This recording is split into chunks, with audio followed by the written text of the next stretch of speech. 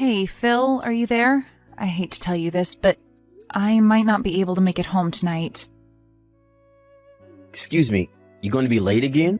Or are you saying you're not coming home at all? You're staying overnight somewhere? Yeah, well, it's not decided yet, but the possibility of not coming home at all is pretty certain. Really? Did your company put out some policy for this winter? It's supposed to get bad today, so unless you're on the night shift, all employees are supposed to leave early because there might be transportation delays or something. Wasn't that what they announced last week?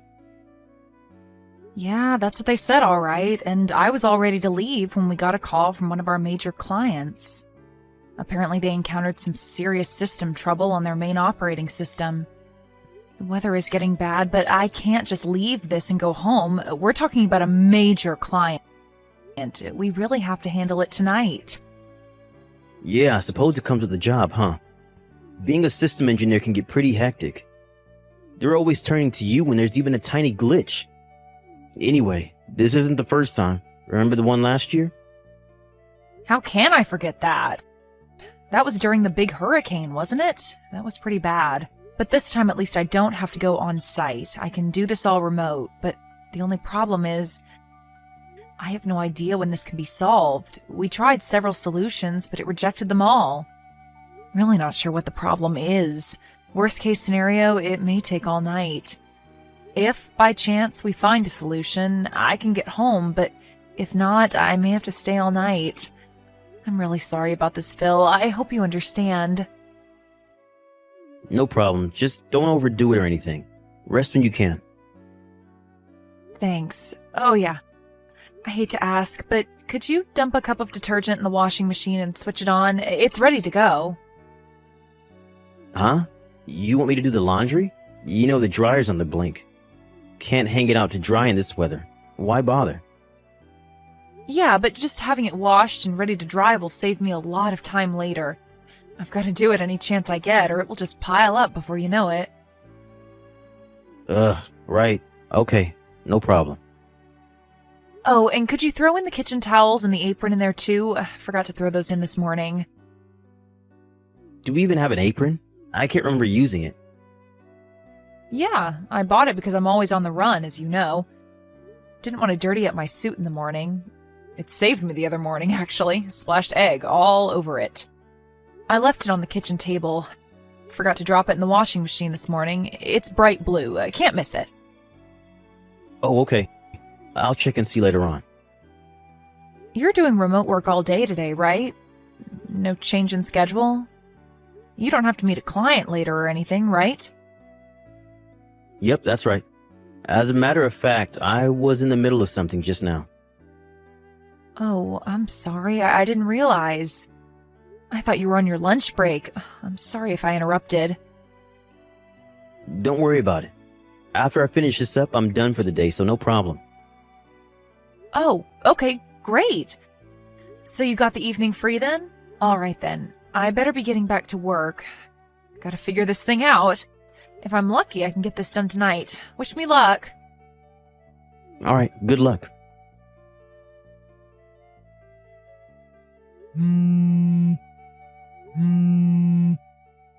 Hey, Phil, are you there? Please reply if you're seeing this. I thought you were home. You said you weren't going anywhere. It's a snowstorm out here. Where the hell did you run off to, for God's sake? Did you look outside? Have you taken a look in front of the house? Can't you see the snow piled up on the front walkway? Apparently snow slid off the roof.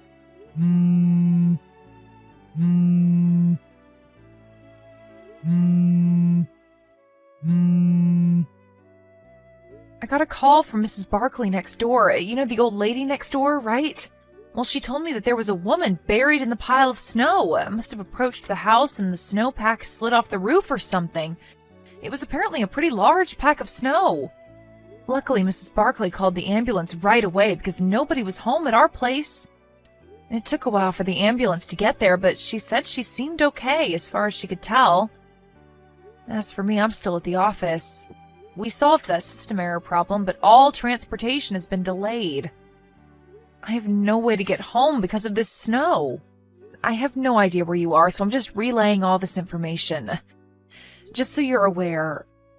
I can't believe you're not home, Phil. Where'd you go, for crying out loud?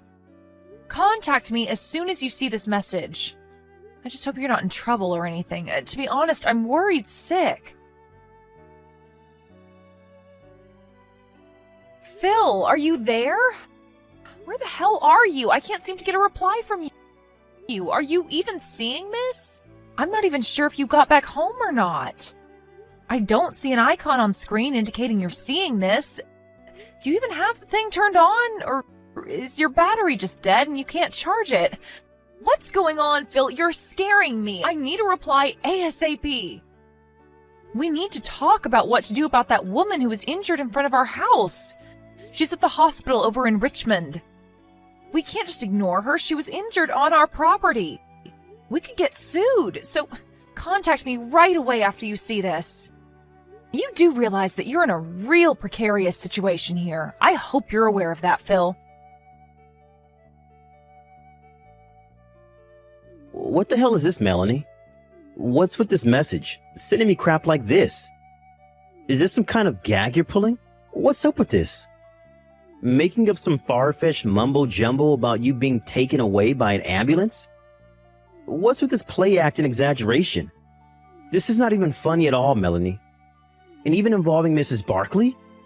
She's just a little old lady, for God's sake. How could you get her involved in your little prank?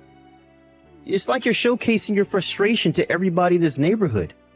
Aren't you in the least bit embarrassed by this dumb little charade?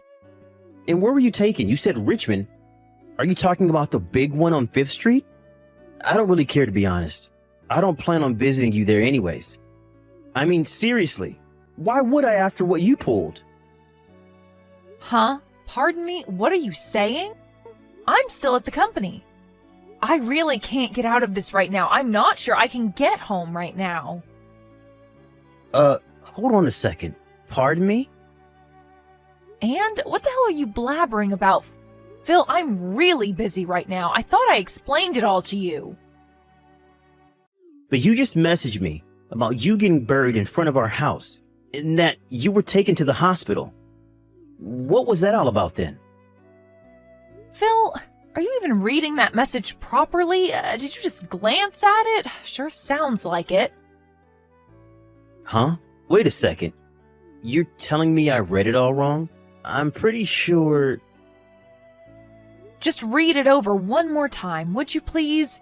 And this time, slowly, so that you understand the entire situation. What is this, Melanie? Some woman was hauled off to the hospital from our house? Are you serious? It says she got buried in snow in front of our house. Are you kidding me? What the hell happened? Come on, Phil. You did that, didn't you? Huh? Excuse me? What was that crap you said to me? You read that message from me all wrong. You thought it was me that got buried in snow, and you didn't give a hoot about me. You weren't even going to visit me at the hospital. Are you serious, Phil? Your outburst is all on record, so there's no use refuting any of it. You meant what you said. There is no denying the fact. Yeah, well, I just misinterpreted the message is all. I didn't mean it. I was upset. What can I say? Oh, really?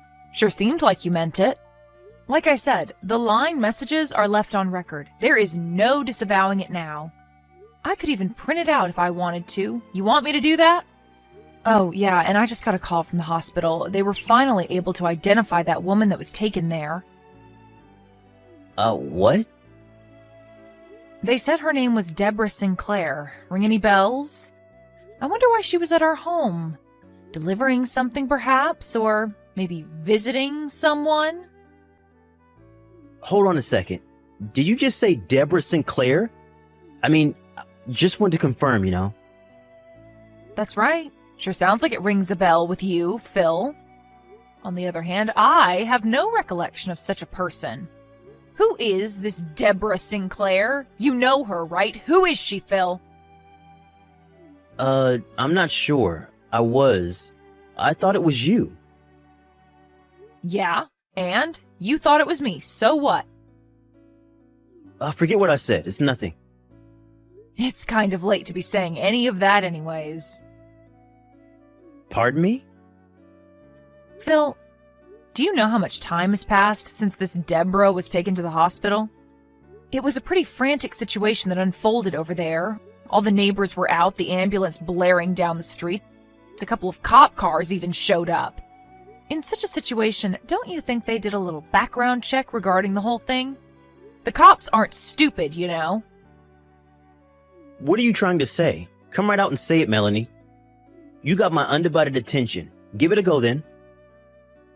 All right, if that's the way you want it, Phil. I know all about your little affair, Phil. That Deborah, she's your hot little babe, am I right? Wait, what? How do you... And you were seeing two separate girls. Really, Phil? I didn't realize you were such a low-life scumbag. Oh, wait a second. I was only... Why do you even know all this? Okay, you seem completely bewildered, so let me explain the whole thing to you, Phil. Once you found out I wasn't able to come home last night because of the system troubles we had at the client's place and the fact that the traffic was all disrupted due to the snow, you immediately contacted both Deborah and this other girl you're seeing. But apparently Deborah wasn't able to make it, so you decided to spend the day with your other lover. How am I doing so far, Phil? Did I miss anything? What I think you probably did was you decided to go and pick this girl up somewhere because of the snow. That left the house temporarily empty.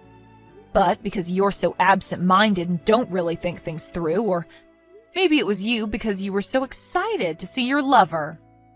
I don't know. Well, in your haste, you left the door unlocked. Huh? I'm pretty sure Then unexpectedly, Deborah decided to show up at the house. Was she there to surprise you? Or maybe she thought it over and decided she wanted to see her lover boy? Not sure. I guess when she arrived to find the front door open, she figured you were working inside and went in without calling out to you or bothering to knock. After all, you did tell her I wasn't coming home that night because of the snow. She went straight to the kitchen and put on my blue apron, the one I asked you to throw in the washing machine.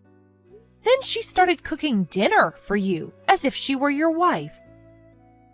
Wait, let me explain, Melanie. Then you came waltzing in with your other lover like nothing happened. You took one look in the kitchen and saw a woman standing there with a bright blue apron. You immediately thought it was me and thought your little love affair was exposed. In your panic-stricken way, you grabbed the woman, who you thought was me, from the kitchen and pushed her out the back kitchen door and onto the snow. You didn't even bother to check if the woman was me. Are you telling me that woman I tossed out was Debbie? Yep, that was Deborah. But you seem to prefer Debbie. You guys figured you couldn't very well have your fun and games with the wife at home, so you guys immediately left the house and locked the door on your way out. I have no idea where you guys went, but you were definitely with this other woman of yours, right? Well, we were... Hey, what happened to Debbie? I heard that when you tossed her out the door, she fell off the porch and broke her ankle. Apparently you told her, thinking it was me, of course, to stay in the snow to cool off or something to that effect. Debbie managed to make her way to the front door, but it was locked. When she tried to leave the house, she fell off the front porch and couldn't get up due to the severe pain in her ankle. It was really starting to snow about that time, and she gradually got covered in snow, and to make things worse, the snow piled on the roof slid off and buried her even further. She tried calling out, but snow really insulates sound. Did you know that? As you probably know, when it snows like that, there are hardly any people walking around in that kind of weather. It was just by chance that Mrs. Barkley was able to find her. It seems her dog ran off and she was out looking for him and found him snuffing around in the pile of snow in our front yard. I don't want to think about what would have happened to her if she hadn't found her. Immediately, she called the ambulance and was taken away to the hospital. A neighbor also called the police because nobody recognized the girl as anybody from the neighborhood. Oh, and how is she? I mean, is Debbie okay? I was told it wasn't anything serious, just a broken ankle. She's recovering just fine, apparently. Which hospital is she at? Where'd they take her? Why do you want to know? Are you intending to go visit her? Visit your lover? Huh? Well, I was just... To be honest, I'm not at all concerned about your lover. I don't even know her. But to give out information about where she is hospitalized to the very person responsible for putting her in the hospital to begin with, that makes zero sense. So I'm sorry, Phil, I have no intention of telling you anything. Rather than worrying about your sweetheart, maybe you should start worrying about yourself. Me? Why should I worry? As I mentioned earlier, a neighbor contacted the police, and the whole thing kind of got a little more complicated. What do you mean? How complicated? Did you really think the police would just let this go? Don't you think they would have investigated this? A woman was injured, you know? But the police... Why involve the police? They cleared me of any wrongdoing, but I don't know what the situation is right now. I think they're still continuing the investigation. Wait a second, what are you saying? That I may be in trouble? What's going to happen to me? What do they want from me? Don't ask me. How could you say that, Melanie? I'm your husband. How could you be so cold and unconcerned? This could be serious, you know? You're being way too unsympathetic, Melanie. Where's your compassion? Am I hearing you right, Phil? You're asking me to give you compassion? Seriously? The guy who has 2 lovers? The guy who's been cheating on me for God knows how long? Yeah, well, it doesn't change the fact that you're my wife and you have a responsibility, a duty to your husband. Sorry, Phil, that's not going to cut it. Just so you're aware, I'm already talking to my lawyer about a divorce, so... Huh? Wait, a divorce? You want to get divorced? And why talk to a lawyer? You're really blowing this thing way out of proportion, Melanie. You don't seem to get the point, Phil. Like I said, you're the one with 2 lovers. You're the one that's been 2-timing me. I don't want to hear any crap from a jerk who's been screwing around behind my back. You got that, buddy? Yeah, well, it was just a fling. You're my main, my true love, Melanie. You know, I was just stressed out with work and all. Pardon me, I'm your main, huh? Well, that makes me feel so special, thanks. Yeah, what I mean is, I picked you as my wife. You were the best of... Best of the lot? Like selecting a used car or something? When are you going to get tired of that and get a new one? And by selecting, are you saying you were already going out with the other 2 girls even before we were married? Maybe there was more than 2. No, of course not. Sure sounds like it, Phil. You picked me out of the 3? I wonder why. Is it because I make more than them?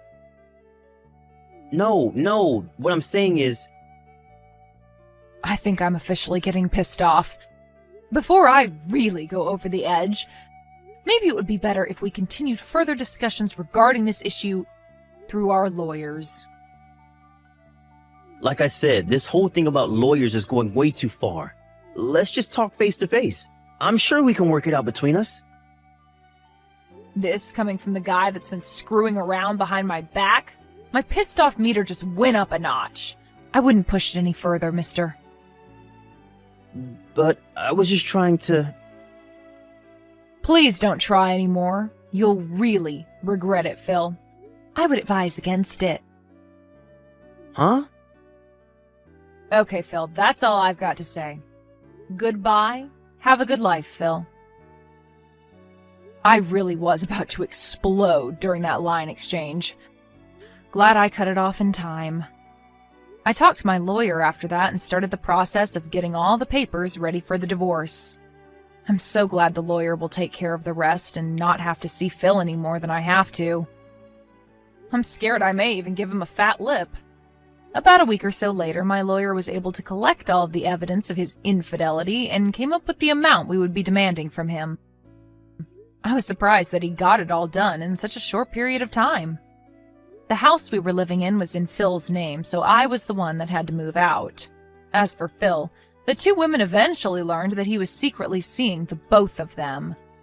When they found out, you can imagine the furious reaction that must have ensued. Deborah, the girl that got thrown out of the house and ended up in the hospital, is apparently pressing charges against him. The other woman is also suing him for damages. Apparently, he promised her he would get divorced and marry her. Phil kept calling me and sending long, desperate messages online, so I finally changed my phone number and line address. I really can't thank my lawyer enough for moving quickly with all this before it got completely out of control.